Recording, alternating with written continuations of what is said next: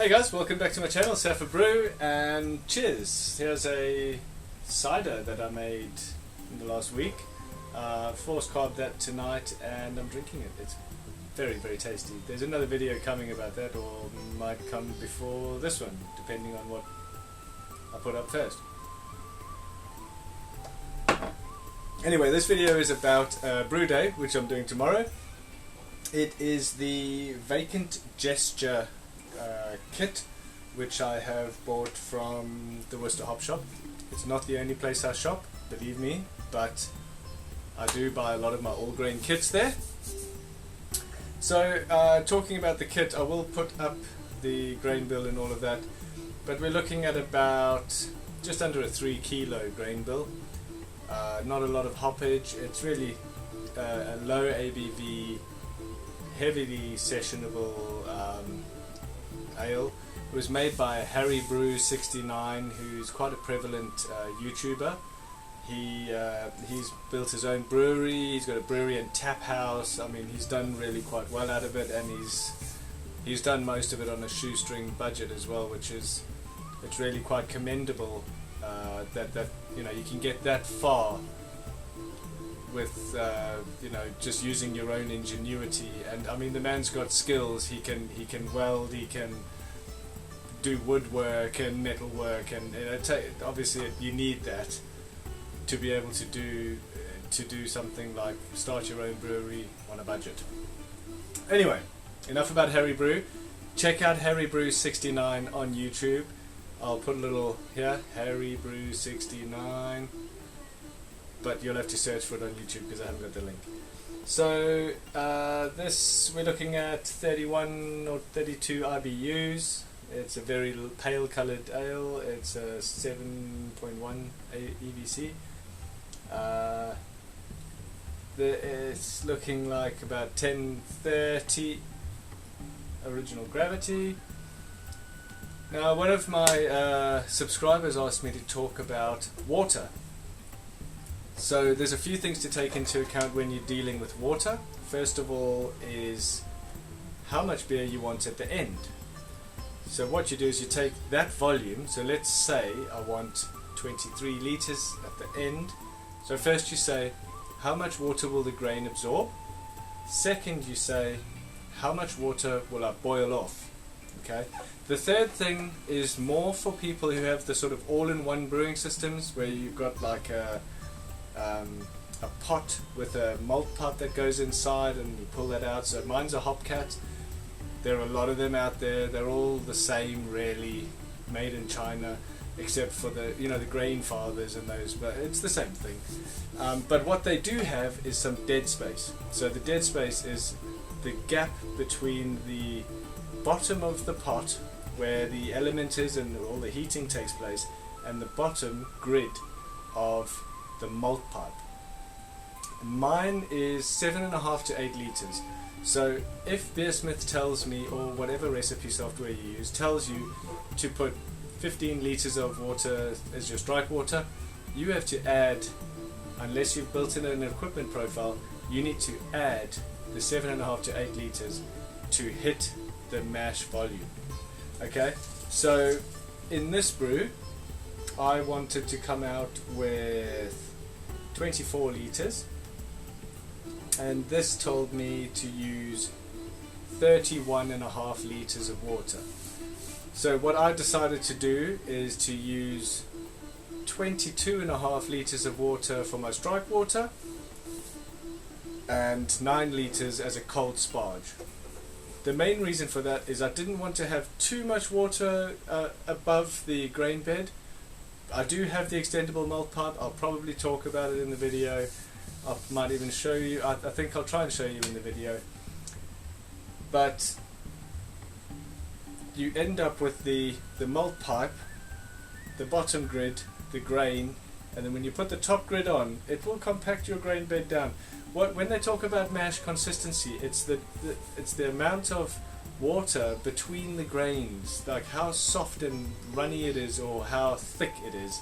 That's your mash consistency, and that's where we're talking about things like enzymatic conversion and how the sugars are converted, and the efficiency gets affected based on the amount of water you have in your mash. But because these systems pretty much put the grain into a nice tight bed and then flow the water through it, we don't have as much of a problem with that, and the efficiency is normally really quite high with these systems. So those are the things.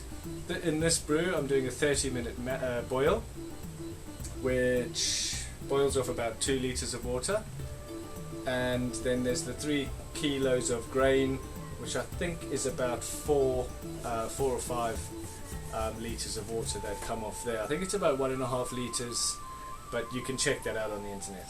Okay, so to come out with 24 litres, start with 31, I'm losing 7 litres. So yeah, 5 and 2, that makes sense. 5, maybe 2.5, 4.5, 2.5, something like that. So yeah, that's the water side of things. I normally use RO water and build up the water profile for the target beer, especially for things like pilsners and that like. But since we moved to this house, I just haven't really had the inclination to go and get the RO water, so I have been just using my tap water, putting in a Camden tablet, so half a Camden tablet split between the strike water and the sparge water, because you still have to remember there's, your sparge water is also going to have those chloramines and the chlorines in it, which you just want gone. You can put that in at any point as long as it's before you put your grain in. It's almost instant and it gets rid of all your chlorines and chloramines. So come along for the ride, guys. This is going to be a brew that I do tomorrow on Saturday, so it'll be hopefully a really easy brew.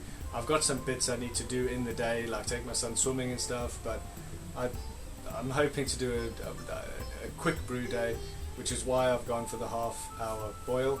I'm going to try and do a half-hour mash as well, just see how we get on. I hope you enjoy it. Hey guys, so we're approaching the end of our 30-minute mash. What I eventually ended up doing is going with 22 litres in the mash, and then I've got 9 litres to sparge with. It's literally all I do. Put a half a Camden tablet in with. I've got 10 litres in here, but I'll do 9 of that, and then I will set the boil. At the same time, I'm going to put the hops in. Then I'm taking my kids to a swimming lesson, so hopefully nothing goes wrong with the boil. It should be quite a steady process though, because there's not a lot of grain in there, and the water level is quite low for a 50 litre system, so hopefully everything works out alright.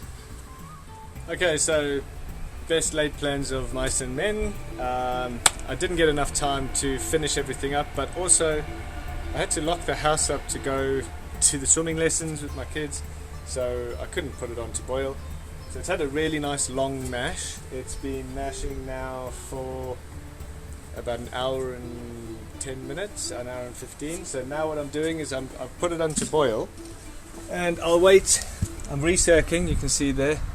I'm going to wait for the temperature to get to 75 C, and when it gets to 75 I will pull the malt pipe out, sparge with the cold water while it keeps heating up, so that I can approach the boil quicker.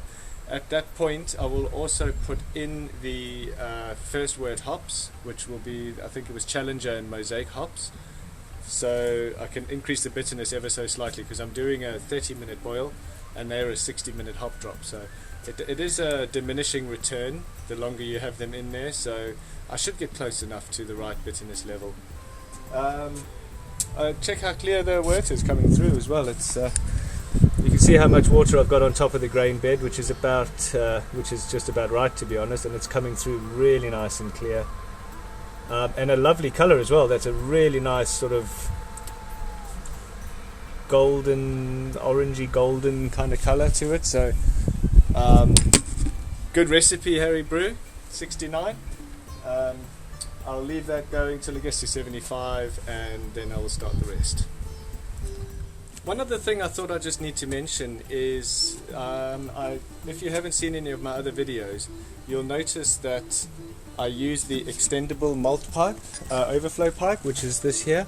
So this can be lifted or push down. So it goes all the way to the length of a double batch. So if I was doing a full volume mash, which means I'd have this extra 9 litres of water in the mash, there'd be quite a considerable head above the grain bed. So what I would do is I'd put the top filter on, which would settle down and compact the grain bed so that the mash consistency is still okay, but there'll be a considerable amount of water on top. So you can extend that mold pipe, the overflow pipe, to just above the level of the water when you're not recirculating, which allows it to keep you safe and you don't get scalding if you have a stuck mash and you empty the dead space at the bottom of your kettle. So because today I didn't do a full volume mash, it's not a problem, but if you have a fixed length malt overflow pipe, then it could be a little bit more tricky getting that length right for a full volume mash. You might end up having to put the extended piece on, which then would be far too high above the level of the water to... Basically, you wouldn't have the flexibility to do full volume mashes, depending on your grain bills, etc. Sometimes you could probably strike it lucky, but on the whole, that extendable malt pipe, which I got from Angel Homebrew, I think it was Angel Homebrew. I mean, it's not cheap. It was about 30 quid. It's like 10% of the value of the whole thing itself. But just for the ease of brewing any length brew, I would suggest getting it. Okay, so we're at 78 degrees Celsius now. So I'm taking apart taking off the flow pipe, and I'm going to pull out the malt pipe.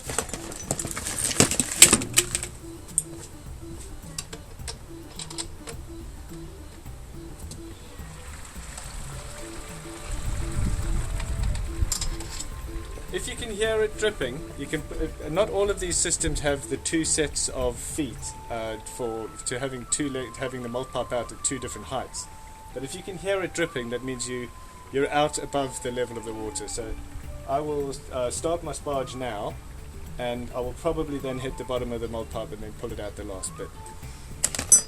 And there's nothing elegant to this process. I literally just pour the water through the grain bed. I just want to rinse out any of the sort of residual sugars that are in the malt bed, because that's where the alcohol comes from.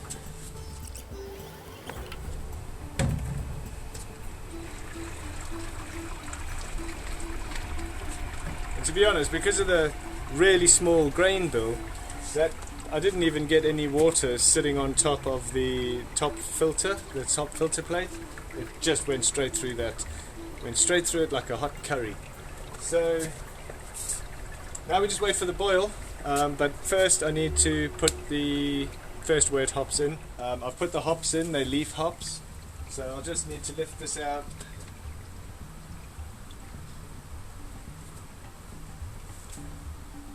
Trying not to spill. And then I just hook that in on the side handle like that, and there we go. That's our first hop drop. The next hop drop will be 20 minutes after the boil starts, so it'll be a 10-minute, and then that's when the Protafloc tablet goes in.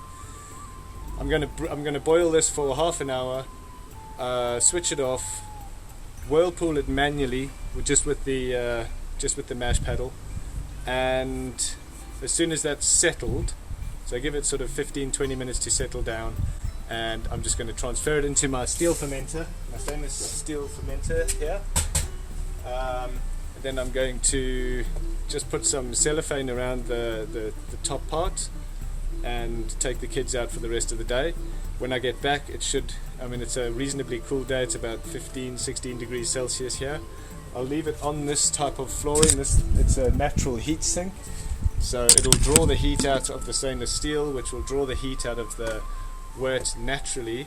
So when I get back home in 6-7 o'clock this evening, it should be at pitching temperature or thereabout. I've got a choice between using some Kveik yeast, which is I have the Vos Kveik and the Hornedal Kveik. or I think this one,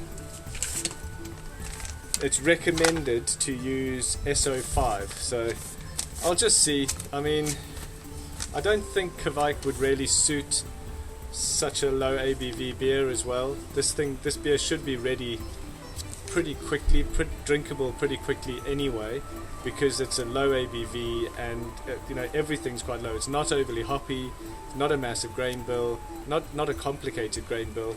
So I would have thought a week of conditioning after this is in the keg. So 5 days to ferment, a week to condition, keg and drink. So yeah, let's do that. So we're at 95 degrees Celsius now. I've taken the malt pipe out and washed it. One of my suggestions is, as soon as you finish your mash, as soon as that malt pipe's finished dripping, get the malt chucked in the bin or feed it to your chickens, whatever, and clean the malt pipe, because it can dry on there and be pretty crappy. With the kettle itself, I have sometimes left it overnight after putting the wort in the fermenter. It's easier because it's got a heating element. You can put some water in, rinse it, put some more water in, and then heat it up and clean it quite nicely. So what I do with that, the first the bit of crap that's in there, I'll normally pour 5 litres of water and give it a quick swirl around, pour that out into this old, it's an old fermenter that I have that basically it can't be used as a fermenter, it's too scratched, so I use it for cleaning water. Chuck that down the toilet, then plug it all up again, put like 10 litres in there with a bit of star sand, recircuit, give it a proper clean, heat it up to about 50-60 degrees Celsius, and that loosens up all the sugars, gets it nice and clean.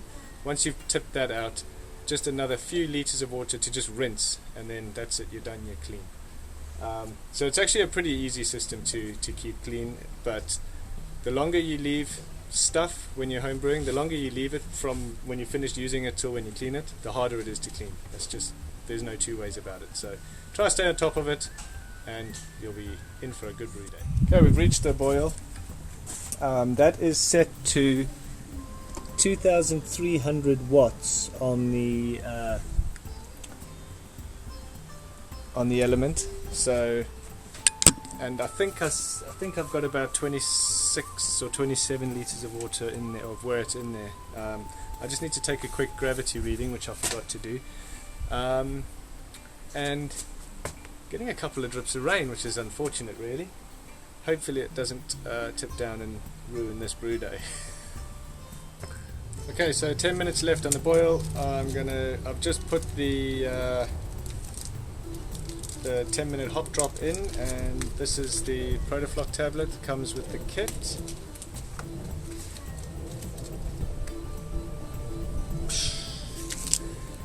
Then in 10 minutes time, like I say, I'll take out the hop bag, give it a good old stir, put the lid on and leave it for about 15 minutes just for everything to settle. You know, when the water's hot, there's like a convection that can be caused, the movement from the sort of heat in the water. So it cools down pretty quickly to 80 degrees in this kettle, but then because of the insulation, it'll probably, because the heat differential isn't big enough, take a lot longer to get colder. So I'll just chuck it straight in the fermenter. Fermenter's ready to go. I'm going to put a little bit of star sand and give it a rinse. It's already clean, and then I'll go out and play some temp and bowling. Just started doing the whirlpool, but I thought I'll show you. Also, you might wonder what this pipe is here. That's the pipe I'm going to use to transfer. So what I do is, while it's boiling, I just recircle a little bit through there to, basically it sanitizes the inside of the pipe. Although the pipe's been cleaned and washed and sanitized, I always like to put some boiling water through, some boiling wort through, so just make sure it's super clean, no bugs in there. You don't want wild yeast, but I literally, this is it, just round and round and round.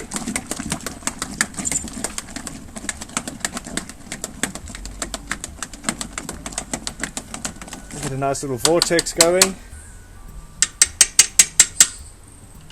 and then that's what I'm going to do, give that 15-20 minutes to calm down with the lid on. And okay, so this is the transfer. You can see it's quite nice, and you can see what the whirlpool has done. Can you see that sort of in the middle there? There's a nice cone of goodness. All the stuff that you don't want in your fermenter. We're approaching 25 litres, so my volumes are a bit high, but I'm not going to complain.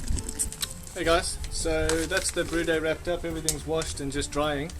And I got a couple of extra litres as well. I just guessed that with the shorter boil and all that, I just didn't lose that much to the boil. So I've got about 25 litres. That is when it's hot though, so when you transfer it hot it looks like 25. Actually when it cools it might be more like 23 and a half, 24, because the actual water shrinks when it cools. All in all, I'm really happy with it. Just something on the lower ABV so that you don't end up wobbling around the house is responsible. Effortless brew day. I had to go and do some bits with the kids in between, so I ended up doing a really long mash and a 30-minute boil. I think you get more value out of the mash than you do out of the boil. And I've tasted it out of the trial jar. It's got a great flavour to it, and the bitterness is really there, but I think it always is at the beginning here. So that should turn into a lovely... this here says it should go down to 10:06, which means it'll be reasonably dry as well, which I'm not going to complain about either. So all in all, a good brew day, and I'll catch you guys on the next one.